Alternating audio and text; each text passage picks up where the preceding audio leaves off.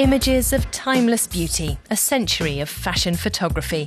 Like few other genres, they capture the aesthetics, the understanding of female beauty, and the spirit of the age.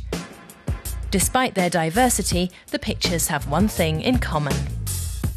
Fashion photography was always the same thing, having a model and a dress and a location. And in a way you are not, I think you find a lot of creativity in these works over the years, because it's always the same thing, the same three elements.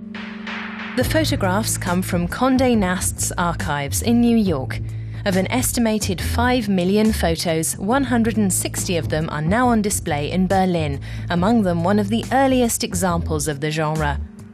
Taken in 1919. Beginning in the 1920s, photographs gradually came to replace illustration. As fashion magazines grew ever more popular, so too did fashion photography. Julia Zirpel is fashion editor at Myself, a Condé Nast monthly in Munich. She helps select the photos that appear in each issue. Sometimes picking the right picture is just a matter of nuance. Something about the look in the model's eyes, or a sliver of sunlight. Or the design is especially lovely for some reason. We're looking for that certain something, and it's impossible to predict. Julia Zirpel creates several different spreads for each issue. Usually she's working on summer fashions in the winter and winter fashions during the hot summer months. But a good photo spread does more than simply capture the latest trend. The zeitgeist, or the spirit of an age, is important. It's probably the most important question for designers, really. Fashion tries to capture the zeitgeist, and that's what we do here too. Take a pair of flared trousers, for example. They were around in the 70s, but when we use them, we try to capture our own zeitgeist, the style, how they're worn, what the model looks like. Fashion photography is fascinating because when you look at a photo, you can identify exactly when it was taken. Each era has its own unique style.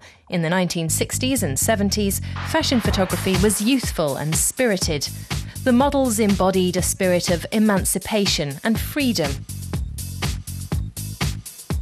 The fashion scene of the late 80s and 90s was dominated by top models like Naomi Campbell and top photographers like Peter Lindbergh from Germany.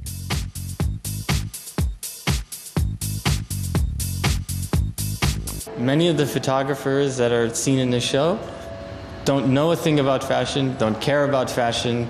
I mean, you see a fashion photographer comes in and they, dressed like a schlump, and they don't care. It's about making great pictures, Retouching may be one of the most hotly debated aspects of fashion photography, but it's not an invention of the digital age.